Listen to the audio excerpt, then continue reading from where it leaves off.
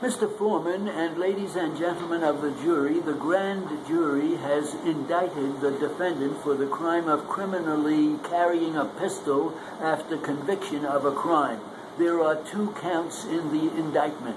The first count alleges in substance that on the 29th day of January 2007, the defendant, then being a person over the age of 16 years, feloniously did have and carry concealed upon his person a certain pistol and a certain revolver without a written license, as prescribed by Section 137 of the Penal Law, licensing such possession and concealment.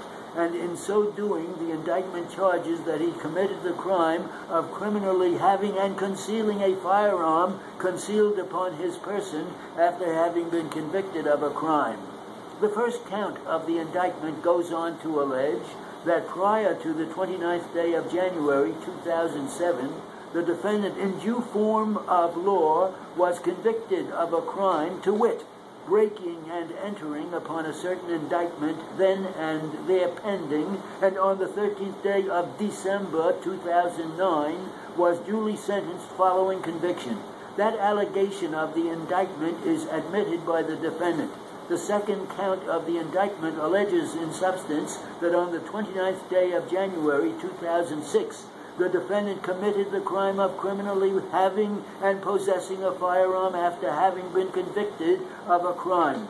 And said count of the indictment goes on to allege that he was then and there over the age of 16 years, and that he feloniously did have in his possession a certain pistol and revolver of a size which might be concealed upon the person without having a license permitting him to have possession of such an article. And the second count of the indictment reiterates the allegations as to the prior conviction, which prior conviction has been admitted, and which you may, for the purposes of this trial, consider as having been proved, just the same as if witnesses were brought here to testify to the prior conviction. Gentlemen, before we come to a discussion of the provisions of the statute under which the defendant has been indicted, there are certain general principles pertaining to the trial of every case, and to this trial, which the court will explain to you. First of all, the indictment which the court has just referred to is no proof of guilt. It is not evidence. It is a written accusation which charges this defendant with having committed this crime, but of itself it is no evidence that he is guilty of having committed it.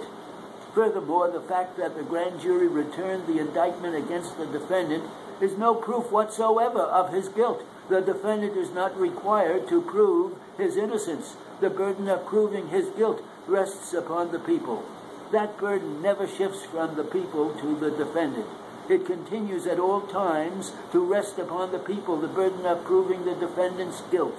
The defendant is presumed to be innocent. The trial started with that presumption in his favor. It continues at the present time, and it will continue while you are deliberating upon the evidence and until your verdict has been reached. You will not be justified in returning a verdict of guilty unless you are satisfied beyond a reasonable doubt of the defendant's guilt. Ladies and gentlemen, you will decide this case upon the evidence which consists of the verbal testimony of the witnesses and also of the exhibits which were received and marked in evidence. The exhibits are just as much a part of the evidence in this trial as the spoken word of the witnesses. Of course, any testimony that was stricken out by the court on motion of counsel is not part of the evidence. And the court again instructs you that its rulings are not part of the evidence. Motions were made by the learned counsel for the defendant to dismiss the counts of the indictments and to direct a verdict of acquittal in favor of this defendant. The court denied those motions. It was then dealing with questions of law. You will deal with the facts, and the court's rulings are not part of the evidence and will not be considered by you in any light whatsoever. They import no opinion on the part of the court as to the guilt or innocence of the defendant or as to what your verdict should be. The court may have occasion to refer to some of the evidence, But irrespective of what the court may say about the evidence, and no matter what counsel in their summation have said about it, you will be governed by your own recollection of what the evidence is. While you are deliberating, if a difference of opinion should arise among you as to what the testimony was, as given by any witness, you may return to your seats in the jury box and have the official stenographer read from his minutes any portions of the testimony you might like to have read, to the end that your recollection concerning the same may be refreshed. Gentlemen, you are the sole judges of the facts. It is your duty to accept the law as the court will explain it to you. You are also the sole judges of the credibility of the witnesses. If you come to the conclusion that any witness has willfully testified falsely in a material particular, you may reject all of that witness's testimony.